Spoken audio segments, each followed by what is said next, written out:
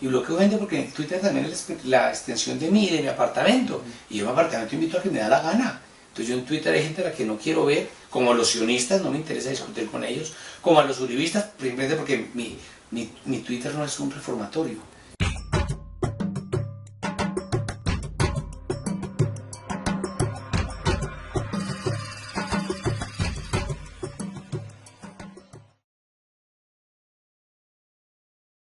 Lo interesante del trabajo humanitario es que uno hace muchas cosas. Yo lo que menos he sido en el trabajo humanitario es médico, a pesar de que mi pregrado es en medicina. Coordiné proyectos, hice análisis de contexto político, apoyo a las misiones de Etiopía, de Birmania, de Bangladesh. Aquí en Colombia desarrollé todo el proyecto de protección a la misión médica por allá a finales de los 90, y a partir de eso, digamos que uno echa una mano en cosas que son muy puntuales, porque finalmente las preguntas humanitarias tienen respuestas políticas, no humanitarias. Pero uno sigue empujando desde el humanitario, por lo menos la toma de conciencia frente a los problemas. Bueno, ¿y cómo terminó un médico en el periodismo? Al contrario, yo pagué parte de mi carrera médica o me autofinanciaba, me cofinanciaba mis estudios médicos como periodista. Entonces realmente es al revés, es como alguien que tiene vocación periodista termina graduándose de médico. Entonces, no, yo creo en la comunicación humana, para mí es fundamental. Creo que, y la forma de resolver la comunicación humana, hay gente que pinta muy bello, yo soy incapaz de pintar. Hay gente que baila, que está tratando de comunicarse, yo bailo como los rolos. Entonces, la manera de comunicarme es a través de la escritura. Bueno, has cubierto varios conflictos armados alrededor del mundo. ¿Qué es lo más difícil de hacer este tipo de periodismo? Lo más difícil, yo creo que no es que sea lo más difícil, pero creo que el mayor reto es serle fiel a las víctimas. A mí poco me importa la burocracia, los discursos oficiales, pero serle fiel a las víctimas, a la gente que está ahí, y sin caer en la divinización de la víctima, que todas las víctimas son buenas, no. Pero lo otro es la satanización, no todas las víctimas son ladrones, mentirosos, Ese es uno de los problemas más graves, ¿no? Cómo lograr un balance de tal manera que la víctima que uno sea capaz de interpretar ese dolor, que además es muy fragmentado, porque las víctimas es una palabra muy gruesa para denominar una miriada de miradas y de formas de entender los conflictos, las guerras, la cotidianidad. Serle fiel a las víctimas, yo creo que eso es como lo que se impone.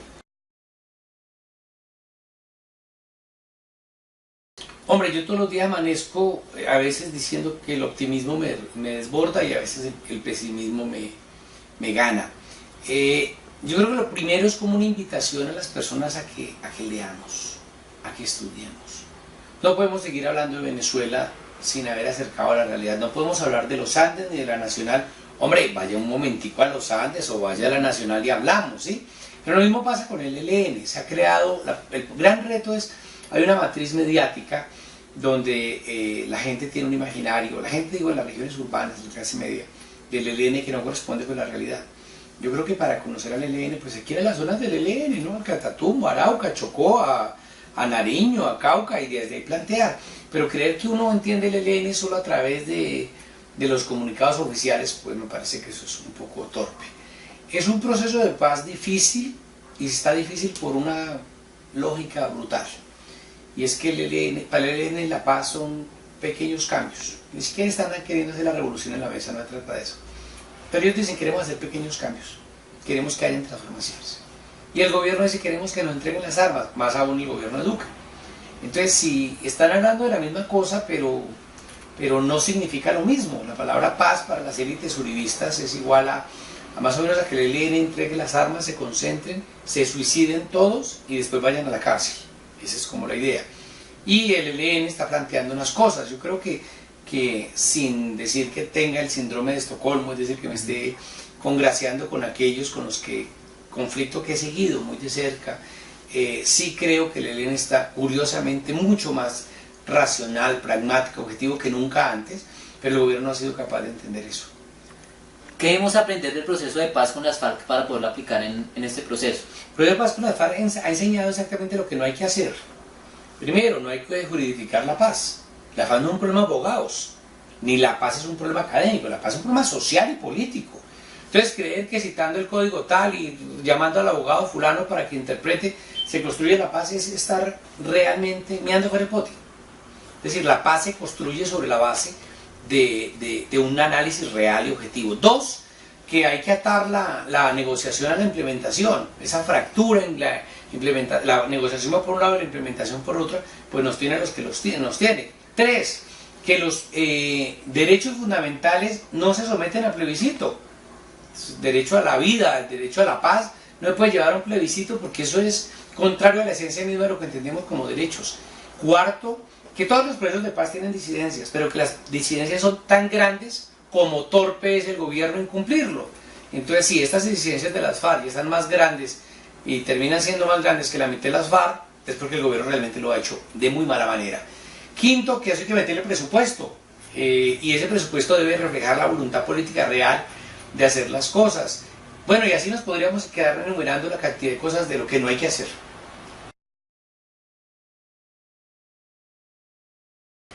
Fruto de la invasión, de la ocupación militar que hace Estados Unidos a Irak en el 2003, genera un sinnúmero de grupos, pero fruto de la presencia de Estados Unidos en la ocupación que había hecho la otrora Unión Soviética en los 80, se había alimentado unas formas de radicalismo islámico. Ese radicalismo islámico traído a la invasión de Irak y a esa generación de grupos da origen a un grupo particular, que es el Estado Islámico de Irak. Ese Estado Islámico de Irak luego aprovecha la guerra siria y saca un tentáculo para allí y crea una propuesta que recoge vacíos de poder. ¿Qué es el Estado Islámico? El Estado Islámico fundamentalmente es una propuesta político-militar del radicalismo islamista que no tiene nada que ver con el Islam. Cuidado, porque la gente confunde Islam o sea, el mundo musulmán con el mundo islamista de estos locos, que apunta a un proceso y a un proyecto absolutamente totalitario que raya en el fascismo y sobre el cual edifica un territorio donde logra cierto control entre Irak y Siria. La cosa es muchísimo más compleja, por supuesto, pero lo interesante de esto es que uno de los grandes pecados que hemos cometido es creer que Oriente Medio se explica desde el mapa político. Entonces le enseñan en ciencia política Irak, Siria, Jordania, Arabia Saudita, todo es mentira. Hay que preguntarse es por lo persa, lo árabe, es una mentira a medias por lo menos, lo persa, lo árabe, hay que preguntarse por lo kurdo, hay que preguntarse por lo turco, hay que preguntarse por los cristianos, por los judíos, por los musulmanes, pero dentro de eso tenemos musulmanes suníes, chiíes, tenemos además cristianos coptos, maronitas, es decir, hay un mapa político, pero hay un mapa cultural y religioso que también hay esa presidencia con múltiples agendas. Entonces cuando intentan leer Oriente Medio desde los estados, pues se estrellan porque eso no muestra la realidad. Esa complejidad religiosa, cultural, étnica, gastronómica que es Oriente Medio es de una gran pasión por una cosa además, ¿no? Se suele decir que no va a haber paz en el mundo hasta que no haya paz en Oriente Medio, y allí pues cada día la guerra nos ratifica que eso es cierto. Hablando de ese conflicto, ¿cuáles son los actores que están interviniendo en esa guerra? Todos. O sea, aquí nos darían las tantas explicando, porque allí está metido Rusia, está metido Inglaterra, está metido Francia, Estados Unidos, Turquía, Irán, Israel, que no deja de meterse en todo lo que puede, Líbano, las tropas de Hezbollah, está todo Dios. Pero además de eso, si bien es cierto, el Estado Islámico ha disminuido muchísimo. En la guerra civil siria llegó a contarse hasta más de 1.300 grupos armados dando de bala.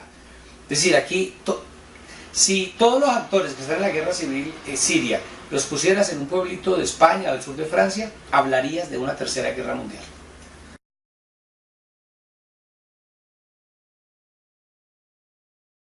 Hombre, ahí hay dos cosas. La primera es decir que el conflicto no es milenario, que dejemos de decir mentiras, porque el siglo XIX no era así.